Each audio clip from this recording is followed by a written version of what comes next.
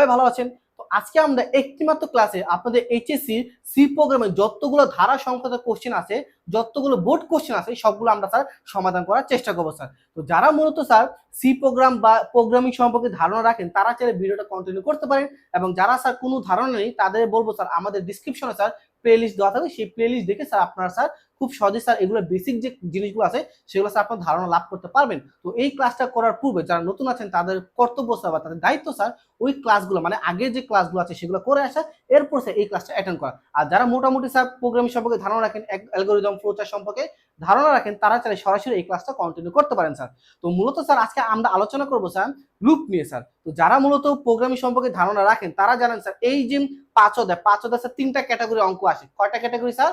তিনটা ক্যাটাগরি অঙ্ক আসে। একটা হচ্ছে সিম্পল, একটা হচ্ছে কন্ডিশনাল, আরেকটা হচ্ছে লুপ। মানে কি স্যার? একটা হচ্ছে সিম্পল অ্যালগরিদম, আরেকটা হচ্ছে কন্ডিশনাল অ্যালগরিদম, আরেকটা হচ্ছে লুপ অ্যালগরিদম। ঠিক আছে? তো মূলত আজকে আমরা লুপ নিয়ে আলোচনা করব। এই লুপের ভিতরে স্যার আবার দুইটা কাজ থাকে। লুপের ভিতরে কাজ থাকে কয়টা? দুইটা। একটা হচ্ছে কি স্যার যোগের ধারা, আরেকটা হচ্ছে গুণের ধারা। বেসিক্যালি একটা ধারার কাজ থাকে বা সিরিয়ালের কাজ থাকে।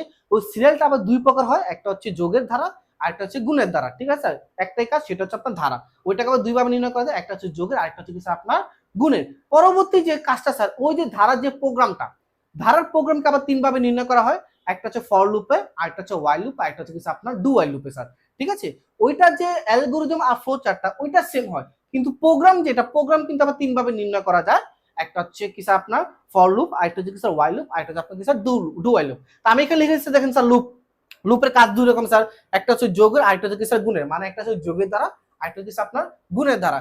ওই যে দুইটা, এই দুইটা ধারার যে প্রোগ্রামকে আবার তিন ভাবে নির্ণয় করা হয়। একটা হচ্ছে ফর লুপ, একটা হচ্ছে ওয়াইল লুপ, আরেকটা হচ্ছে আমরা ডু ওয়াইল লুপ। তো মূলত আজকে আমরা আলোচনা করবো স্যার ফর লুপ এবং আজকে আমরা আলোচনা করবো স্যার অ্যালগরিদম এবং ফ্লোচার্ট নিয়ে। ইনশাআল্লাহ স্যার আজকেও আমরা স্যার মানে একটা মাত্র ক্লাসে আমরা ফর লুপ, ওয়াইল লুপ এবং ডু ওয়াইল লুপ আমরা কিভাবে প্রোগ্রামে কনভার্ট করব সেটা নিয়ে কিছু আমরা বিস্তারিত আমরা আলোচনা করবো স্যার। ঠিক আছে?